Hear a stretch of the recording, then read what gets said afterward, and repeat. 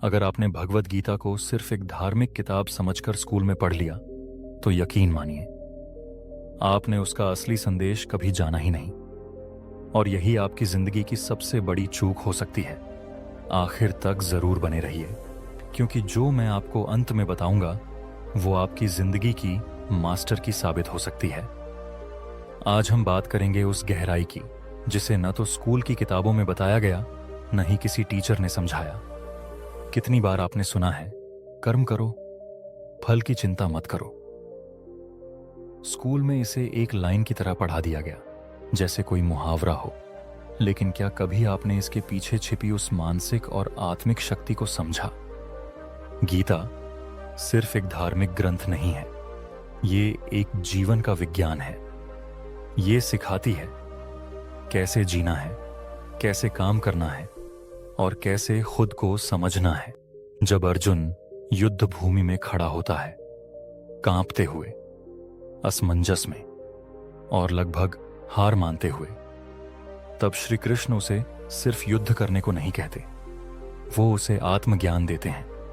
वो कहते हैं, तू अपने कर्म पर ध्यान दे, नतीजा मेरे ऊपर छोड़ दे। अब जरा सोचिए, अगर बचपन से हमें सिखाया गया होता कि असली जीत है कोशिश में, न कि रिजल्ट में, तो आज हम कितनी टेंशन, डिप्रेशन और हार के डर से बच सकते थे। हम स्कूल में सिखाए जाते हैं, अच्छे मार्क्स लाओ वरना फेल हो जाओगे। लेकिन गीता कहती है, पूरा प्रयास करो, फल की चिंता मत करो। और ये कोई आलसी होने का बहाना नहीं है, बल्कि ये सिखाता है कि डिटैचमेंट ही असली फोकस लाता है। जब हम फल के बारे में सोचते हैं तो डर, चिंता और कंपैरिजन शुरू हो जाता है। लेकिन जब हम सिर्फ कर्म पर ध्यान देते हैं तो हम पूरी तरह से उस काम में खो जाते हैं। उसी को कहते हैं फ्लो स्टेट, जहां ना समय का पता चलता है, ना थकान होती है। अब आप खुद सोचिए, क्या आपने कभी किसी ऐसे काम में खुद को पूरी तरह डुबोया है, जैसे कि कोई आर्ट बनाना, गाना गाना या कोई प्रोजेक्ट पर काम करना, जहां आपको मजा आ रहा था, रिजल्ट की परवाह नहीं थी? बस वहीं से शुरू होता है गीता का असली मैसेज। कर्म में आनंद ढूंढना, परिणाम से मुक्ति पाना। और यही स्कूल ने हमें नहीं सिखाया। स्कूल ने हमें सिखाया कि सबको एक जैसा बनो, नंबर लाओ, रैंक पाओ, टॉपर बनो। लेकिन गीता कहती है, स्वधर्मे निधनम श्रेयः परधर्मो भयावह। मतलब अपने धर्म, अपने रास्ते पर चलना ही श्रेष्ठ है। दूसरों की नकल करना तो खुद के लिए विनाशकारी हो सकता है। अगर आप एक पेंटर हो लेकिन आपसे इंजीनियरिंग करवाई गई तो आपकी आत्मा धीरे धीरे मरने लगेगी। गीता कहती है, अपनी पहचान को समझो, अपने स्वभाव, अपने टैलेंट, अपने इंटरेस्ट को पहचानो और उसी में कर्म करो, तभी असली आनंद मिलेगा। और यही असली सफलता है। जब आप वो कर रहे होते हो जो आपकी आत्मा चाहती है और करते समय उसमें पूरी तरह से खो जाते हो, तो आप नतीजे से डरते नहीं हो, फिर आपको फेलियर भी नहीं रोक सकता। अब एक और गहराई की बात सुनिए। गीता सिखाती है एक्सेप्टेंस। जो हुआ, जैसा हुआ, उसे स्वीकार करो, सीखो और आगे बढ़ो। लेकिन स्कूल में क्या होता है, एक बार फेल हो गए तो सब आपको निकम्मा मान लेते हैं। जबकि गीता कहती है, कोई असफल नहीं होता जब तक वो फिर से उठकर चलना न छोड़े।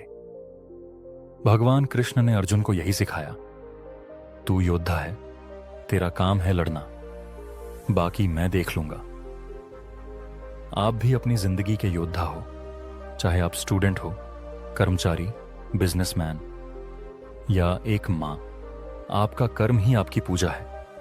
लेकिन उस पूजा में जब आप फल को जोड़ देते हो तो वो पूजा बोझ बन जाती है। इसलिए कोशिश करो, मन से करो, पूरी मेहनत से करो और फिर उसे छोड़ दो। यही है असली आजादी। और अब आखिर में जो बात मैं शुरू से कह रहा था, वो मास्टर की, वो है कर्म में ही आनंद है। जब आप काम करने में, अपनी कोशिश में, मेहनत में ही आनंद लेने लगते हो तो जिंदगी बदल जाती है। तब ना तो फेलियर से डर लगता है, ना ही सक्सेस सिर चढ़कर बोलती है। तब आप हर दिन बेहतर बनते हो, हर दिन सीखते हो और हर दिन ग्रो करते हो। और यही तो है द ग्रोथ प्लान। रोज थोड़ा और आगे बढ़ना, रोज थोड़ा और समझदार बनना और रोज थोड़ा और शांत और सफल बनना। अगर आपको ये वीडियो पसंद आया हो और आप रोज कुछ नया सीखना चाहते हो तो अभी सब्सक्राइब कर लो। मैं रोज एक नया वीडियो डालता हूं जो आपकी जिंदगी में क्लैरिटी, मोटिवेशन और ग्रोथ लाता है। अगर आपने अभी सब्सक्राइब नहीं किया तो हो सकता है आप वहीं के वहीं रह जाओ और वो ग्रोथ का मौका आपसे छूट जाए। तो दोस्तों, आज से ही अपने कर्म में ध्यान दो, फल को छोड़ दो, खुद को पहचानो, अपने रास्ते को अपनाओ और हर दिन, हर काम में अपना 100% दो। यही है गीता का असली मैसेज। मिलते हैं अगली वीडियो में। तब तक याद रखो, तुम्हारी जिंदगी तुम्हारे कर्मों का प्रतिबिंब है और तुम जितनी शुद्धता से कर्म करोगे उतनी ही सुंदर तुम्हारी जिंदगी बनती जाएगी। धन्यवाद।